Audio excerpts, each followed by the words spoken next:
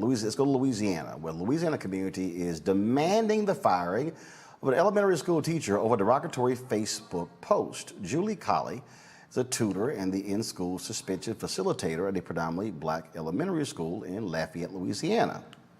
Well, Colley used a racial slur in her comment on a post promoting a back-to-school giveaway on the city's north side. In response to the event's scheduled time, Colley commented, "I'm not going at 6:30 Cameron Street. That's Niggerville after dark. LOL."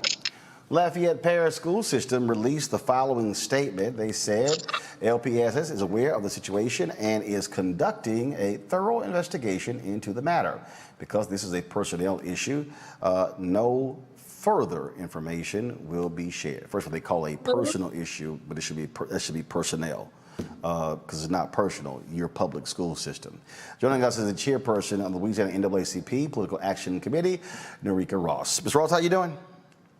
Hello, I'm blessed and highly favored. So I'm just trying to understand how long should this investigation be? Did she write the post? Did she call it Niggerville? This is not that hard. She needs to be removed expeditiously for several reasons. One being, this is a different era.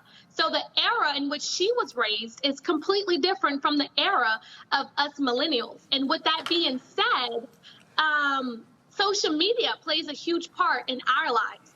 And with that being said, we don't know how many kids or how many students may have seen that slur, Niggerville. I mean, that's absurd.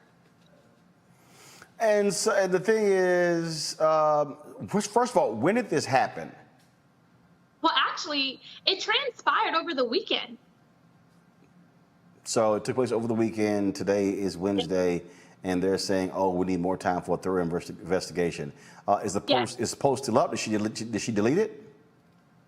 Well, I heard rumors that she claimed her account was hacked, or then I heard another rumor that one of her relatives utilized her device and made that comment. And that, honestly, that's something you would anticipate someone to say, either their account being hacked or a supposed relative, you know, that's a typical lie. Well, and again, that's always the, "Oh, I've been hacked." Oh, so that's the only comment they made. So if they hack you, they made no other post anywhere else, just this particular one here. Exactly. And out of all the people in the United States, they choose this individual, and they also choose that individual to make a racial slur on a post in regards to our community. Yeah. What have you been hearing from parents? Well, honestly, as a black mom, as a mother with two African-American kids, honestly, I would not want to bring my kid to that school until that teacher was removed and they do a thorough investigation to see if there's any other like-minded individuals who have poisoned the minds of our most vulnerable, which is our youth and our African-American youth at that. Well, we certainly be watching and see what happens here. It's inexplicable that this just sort of happened, and then it was just sort of happenstance. And so let us know what happens in the future. Absolutely, and the superintendent, Ms. Irma Trosclair, needs to do her part. Okay. All right. We appreciate it. Thanks a lot. Have a blessed one. All right. Let's go to Georgia, where two basketball coaches are facing murder charges. On August 13, 2019, Imani Bell collapsed during outdoor basketball drills. The heat index that day, folks, was 106 degrees. 106 degrees. Now, what was interesting in reading this particular story is that they were outdoors for basketball drills, but basketball is played inside. Also, what we heard from the account is that they were forcing them to run around the track, run up a hill, and that one of the coaches was walking along with her and started running along with her to encourage her. Now, there are actual rules in Georgia that prohibit external or outside activities when the heat index is 95 degrees or higher. Why were they outside when it was 106 degrees? In a moment, we're going to be joined by the family attorney. I want to go to Robert. Robert, you're there in Georgia.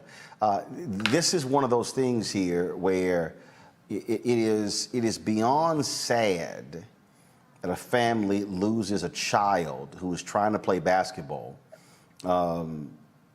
over working out, over conditioning drills.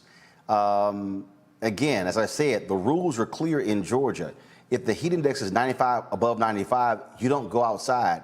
It was 106 that day in Georgia. You're absolutely correct. And I think this is why we have to have these safeguards in place and why we have to ensure that these people are punished, these people are prosecuted for what they did to this young child. Because quite frankly, there is this sometimes old school mentality that you're supposed to get out there and sweat and struggle and suffer to build character and treat you how to overcome adversity. No, science is science. And a young person's body cannot handle a heat index of that nature. Also, each individual has their own capacity for cardiovascular exertion. So I think that it is a good sign. We're actually seeing educators and other individuals be prosecuted for these sorts of things, because we cannot afford to lose a single young person or a single person in general to these sorts of excesses and this mentality of the past. You know, it was Georgia. As I saw this story, I mean, I just couldn't help but shake my head. You know, thinking about these coaches again going through you know, these conditioning. And I'm still perplexed going, why the hell are you outside? Basketball is played indoors. You can run laps inside. You can run wind sprints inside. Why in the heck are you outside? Yeah, I think that it is indicative of the culture where sports, you know, this idea, especially for young Black men, the pressure to perform in sports, to be able to advance in your educational career. There's so much pressure. I remember living in Columbus, Georgia, and seeing some fathers training their kids by driving in the vehicle and making their kid run in front of the car and just forcing them to run and run and run and run in preparation for football season. And now that is a sport that's played outdoors. But here in the event where you have a kid who's playing basketball, why would you subject them to that type of heat when you know that it's dangerous? And so I think that you have a situation here where the staff was pushing the students entirely too hard. The one thing that breaks my heart also in looking at this case, not only the fact that they violate the district's policy to not have these children out here if the temperature is higher than 95 or the heat index is higher than 95, but the GBI, the Georgia Bureau of Investigation, their spokesperson, Nellie Miles, they decided in their investigation that this was accidental. And so it contradicts the other findings that we're seeing in the indictment and the charges that are being brought forth, calling this manslaughter. And so I would like to see that same level of accountability that we're seeing now in the criminal justice system, that same standard of accountability held by the GBI in their investigation as well. Those coaches were Larosa Walker-Asekere and Dwight Palmer. Those are their photos right there. Again, and I'm quite sure, and again, hopefully it will be, let me know when we have Justin Miller, who is the attorney for the Bell family. The thing here is you're coaching a high school girls basketball team. And again, pushing them to the brink is just nonsensical. But we see this crazy stuff. I mean, I think back to Monique, and again, the folklore when it comes to coaches. You know, in 1954, Paul Bear Bryant was the head football coach at Texas A&M. They've talked about the Junction Boys. A movie was made out of it, and it was how he drove them in the heat, and guys were throwing up and deprived them of water, and they hated him for it. But you know, later on, how they just had so much respect for him, and again, it has turned into this mythic. You know, just amazing story, the Junction Boys and what they went through. They could have died. They could have died playing a game. And it's a game. But when we create these legends out of these type of stories on how they just know you're weak if you drink water, no, what's wrong with you? No, you must fight through this. That's the kind of crap a lot of coaches get off on. Right. Well, all of that is true. And of course, coming from Texas and being involved in sports and running laps and 90-degree and up weather regularly, and that was something that was commonly done. There are reasons why we have these laws now, because young teens and soon to be adults were passing out, having heat strokes, dying. Same thing is true of concussion injuries, and why we have those rules now. But I mean, Roland, look at other folklore. Look at pledging. It was thought for many decades, even maybe centuries, that if you didn't get beaten, if you weren't hit with a paddle, that you weren't legitimate in many fraternal organizations, white and black. And that was just beating. So, oh yeah, and that's dumb as hell. And there are still people who think that today, and they will make light of, oh, you skated through because you didn't get beat. Man, kiss my ass. Yes, and so I think that as a society, as a civilization, become more humane in the way that we treat ourselves, our students, our colleagues, our children, our spouses, the rules then, the laws then that are in place have to be such that they support their enforcement. I agree exactly with what Georgia said. We need to see it followed up such that there is no skating when these laws are broken, because people's lives are at stake.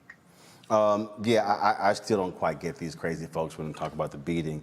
I've made it clear. Another dude my age beat my ass over some letters. Somebody getting their ass whooped.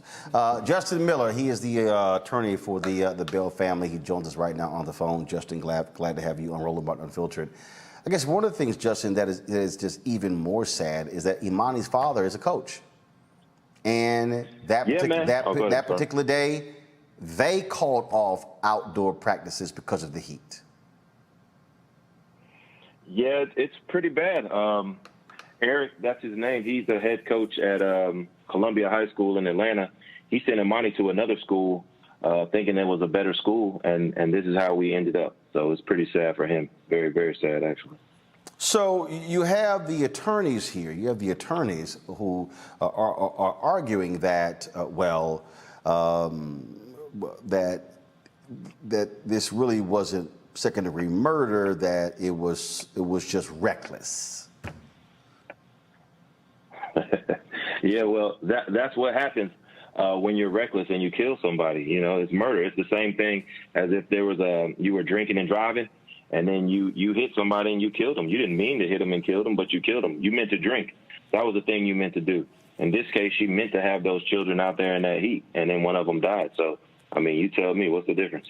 And so were both of these coaches, is it alleged that both of them were outdoors and driving these young girls? And how many other players, in addition to Imani, were forced to endure this? So we don't know exactly how many yet. We'll know as we get into the civil case a little bit more. But we think there were at least 5 to 10 other ones. The other coach was out there, but it's our understanding just so far from talking to the kids that he was more so, kind of prodding them on, and the head coach was, making all the moves and telling them where to go. His culpability is more so he didn't stop it. He saw her struggling, and he allowed it to continue to happen. So, he could have saved her life out there, and he didn't. And so was it this whole idea of fight through it, fight through it, fight through it? 1,000%. Same Bobby Knight, Bear Bryant kind of stuff. That old school way of thinking. And in this situation, I think that it was benefiting more the coach than the players. The coach wanted to win so bad so she could prove herself at her new school that she risked these players' life, and Imani had to suffer for it. This is from the Atlanta Journal-Constitution story. They said, according to the autopsy report recounting the moments leading up to her collapse, Imani and 8 of her teammates on the girls' basketball team had gathered that day for conditioning. They were told to run up a hill, perform jumping jacks, and then come back down the hill. But Imani struggled, and coaches, noticing she was lagging, encouraged her and provided water. The players ran a quarter-mile lap around the track and then were instructed to run a set of stairs. Imani tried to run with her teammates, but settled into a fast-paced walk with the coach walking at her side. When she arrived at the stairs, Imani began pulling herself up by the railing. And then it says a coach was with her, encouraged her, and may have physically assisted her up the stairs. As Miss Bell neared the top, she leaned into the rail and then went limp. Sounds like torture to me. It sounds exactly like torture to me. They're driving them like cattle in the 100-degree plus heat. I mean, these are little girls, you know, first and foremost. These are not professional athletes. These are young ladies. And, you know, they want to please their coaches. Imani was taught to listen to authority and to try to listen to coaches and do what they say. And it ended up getting her killed. So, you know, I'm definitely teaching my kids something different because we're not going to have that. It is certainly sad. 16 years old, and this happened 2 years ago. She should have been celebrating her 18th birthday. Her birthday is the 13th, correct? Well, the 13th is her death day, not her birthday. I'm sorry. No. According to the story, her mom had a birthday. According to the story, her mom had a birthday. What was it? A couple of days ago. Yeah, about 4 days ago. That's the sad part. Her brother's birthday was right before that too. So this year, around this time, every year they're going to have to deal with that, and those feelings are going to have to come back up when it's supposed to be a happy time. Yeah, according to this article here, according to the father, my wife's birthday was a couple of days ago. Imani's death day is August 13th.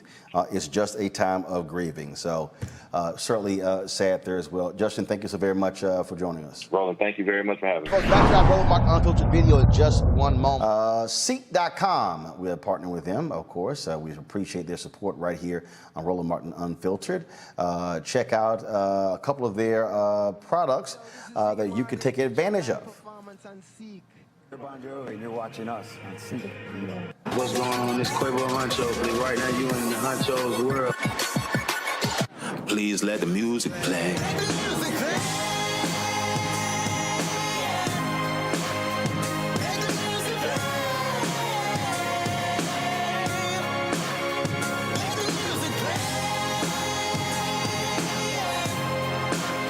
Enjoy the Seek.com video by using one of their virtual reality headsets. All you do is just pop your phone right here into the VR headset and enjoy the content. You can also take advantage of their 360-degree headphones. These headphones here come in a couple of colors, black and gold, but then also all gold. And so you can check these out. If you want to use our promo code to get a discount, it's RMVIP21, RMVIP21. Then, of course, a portion of the proceeds comes back to Roland Martin Unfiltered, which allows for us to fund the show. And so this is a black-owned company, and we certainly believe in supporting black-owned companies. Mary Spiel is the founder. And so, again, go to Seek.com and use the promo code RMVIP21.